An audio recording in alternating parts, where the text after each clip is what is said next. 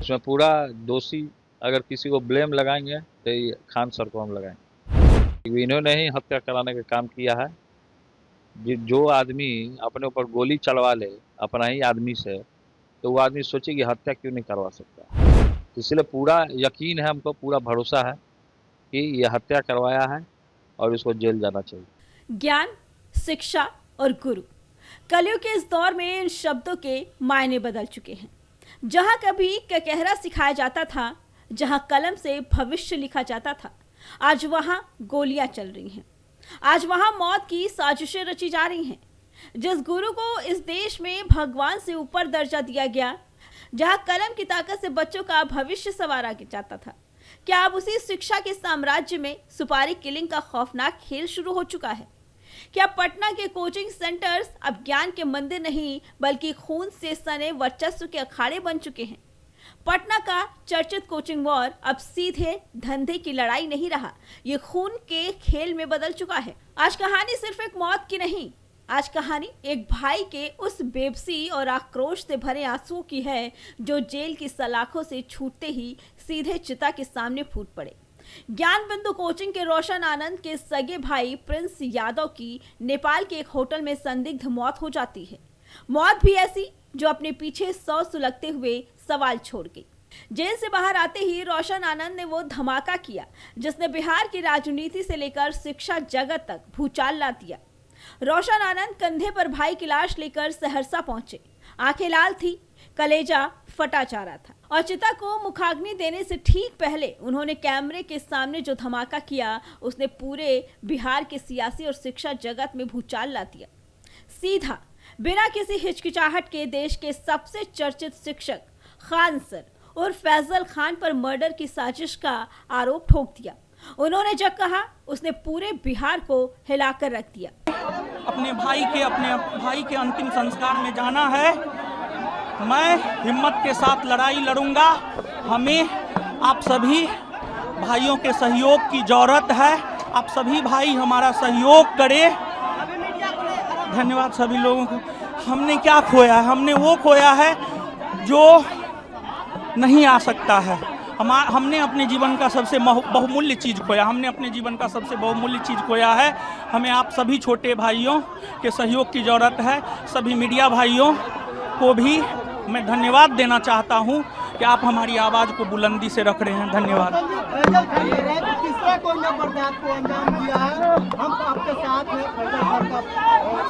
फैजल खान ने अपील की है, फैजल खान कि हम आपके साथ हैं। साजिश हुई है हमारे साथ।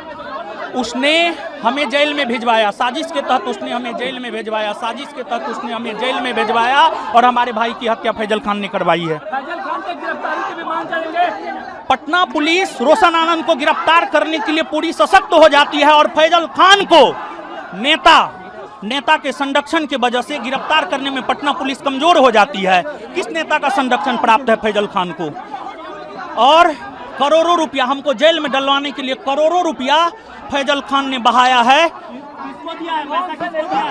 किसको दिया है ये जांच का विषय। आप लोग पता कीजिए। आप लोग मीडिया के लोग हैं, आप लोग पता कीजिए।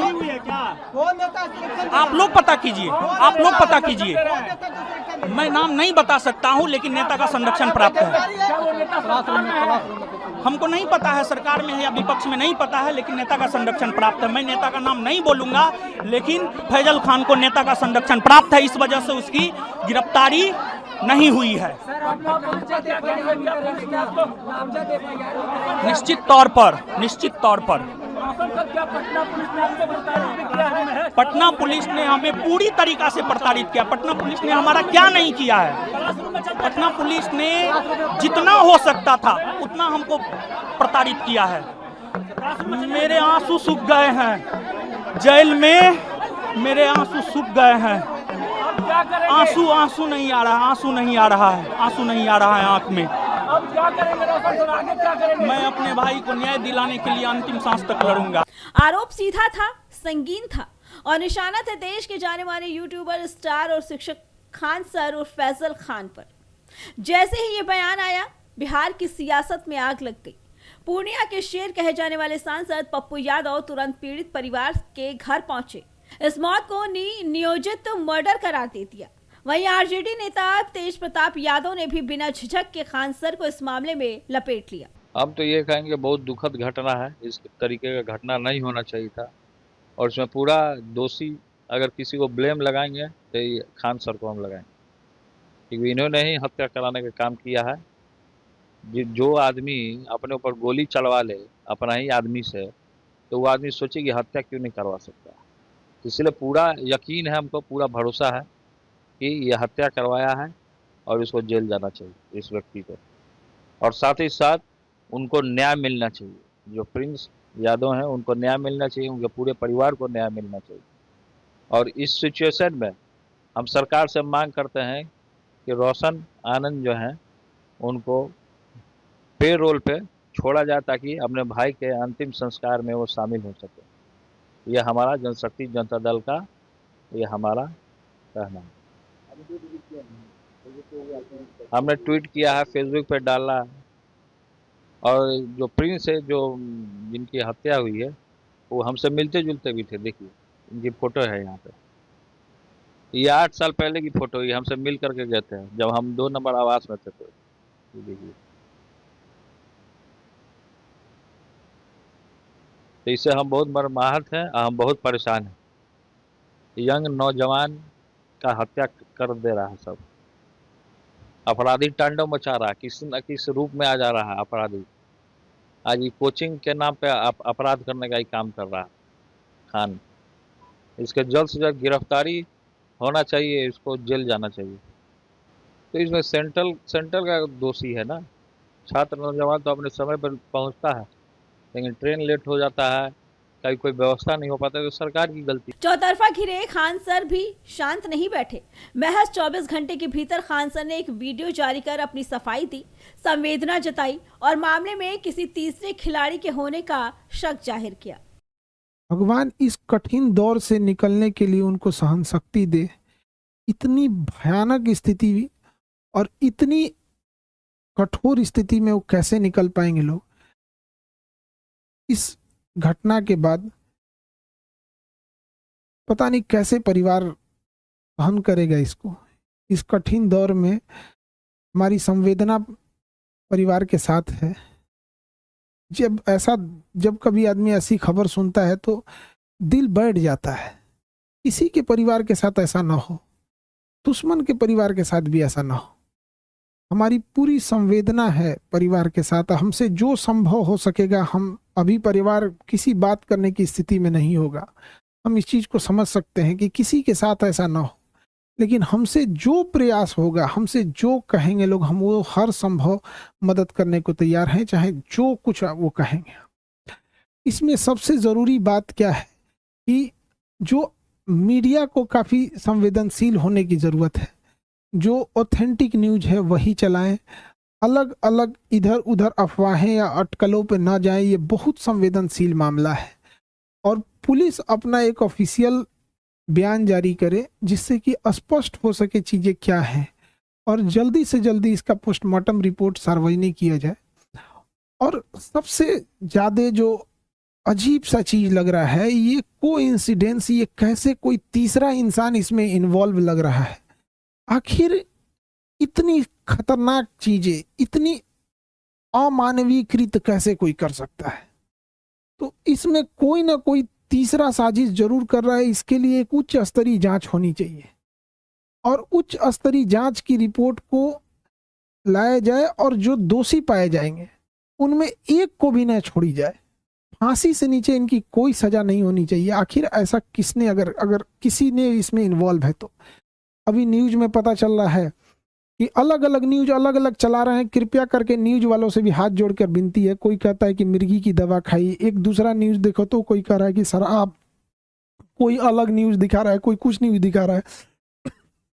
तो कृपया न्यूज वाले ऑथेंटिक चीजों को दर्शाओ। किसी की जान गई है, क्या मिर्गी की दवा कहाँ से थी, कहाँ से लाया गया, इसकी जांच पुलिस सार्वजनिक करे इस मामले को। और जो न्यूज में चल रहा है कि 5 लोगों को हिरासत में लिया गया है, सबसे जरूरी चीज है कि उन 5 लोग कौन कौन से थे, वो उनको नाम सार्वजनिक किया जाए। उनकी भी जांच होनी चाहिए कि वो आखिर कौन थे। दोस्त के रूप में कोई और तो नहीं था, ये तीसरा एंगल कोई हो भी सकता है, इसमें इस चीज को नकारा नहीं जा सकता है कि जिस तरह से इस मामले को तूल पकड़ाया गया, एक गार्ड का मैटर था, अपना सॉल्व हो जाता इसको, लेकिन इसको इस तरह से तूल पकड़ाया गया इतना बड़े लेवल पे। और इधर ये जब ये घटना सामने आती है तो कुछ समझ में नहीं आता है क्या करें आप। इतने कठिन परिस्थिति में पूरे लोगों को से भी विनती करते हैं कि परिवार का सहानुभूति रखें और इस बात पर जोर दें कि तीसरा एंगल पर जांच हो, और जो लोग संदिग्ध, नेपाल ने किन 5 लोगों की गिरफ्तारी की है उनकी भी जांच होनी चाहिए, और एक उच्च स्तरीय जांच बैठाकर जो भी दोषी पाए जाएंगे उनको फांसी से नीचे सजा नहीं होनी चाहिए। देखिए, जो इंसान अब पुण्य आत्मा अब दुनिया से चली गई, भगवान उनको शांति दे, लेकिन यदि इसमें जो इन्वॉल्व है उसको पुलिस पकड़ लेती है या उच्च स्तरीय जांच में आती है तो कहीं ना कहीं ये उचित रहेगा। इस कठिन परिस्थिति से अजीब सा समय ले आ देता है। कभी कभी समय इंसान को ऐसे जगह लाके खड़ा करता है ना, जहां इंसान को कुछ समझ में नहीं आता है क्या हो रहा है, ये समय का चक्र किधर चल रहा है, कौन सी साजिश चल रही है, कौन कौन इसमें इन्वॉल्व हो रहा है, कौन तीसरा इंसान तो नहीं इन्वॉल्व हो रहा है, आखिर वो 5 लोग कौन थे और उसके साथ क्या कर रहे थे। उस पुण्य आत्मा के लिए श्रद्धांजलि देते हैं और इस कठिन परिस्थिति में मेरी संवेदना परिवार के साथ है। हमसे जो मदद हो सकेगा, हमसे जितना संभव हो सकेगा, हम उतना सहयोग करने को तैयार हैं। लेकिन सबसे ज़रूरी चीज़ है कि पुलिस को इसमें आके एक ऑफिशियल प्रेस विज्ञप्ति जारी करनी चाहिए और जल्दी से जल्दी जो रिपोर्ट है उसे सार्वजनिक करनी चाहिए ताकि चीज़ें सही दिशा में जाए। मेरी संवेदना परिवार के साथ है। अब ऐसी परिस्थिति में इंसान को कुछ बोलना भी बड़ा अजीब सा लगता है कि क्या इंसान बोले, ऐसा समाज समय कहाँ ले आके खड़ा कर दे। लेकिन सवाल उठता है कि इस दुश्मनी की शुरुआत कहाँ से हुई। कहानी शुरू होती है 2 जून को, जब पटना के कदम कुआं में खान ग्लोबल एकेडमी और ज्ञान बिंदु के बीच वर्चस्व की जंग में हवाई फायरिंग हुई।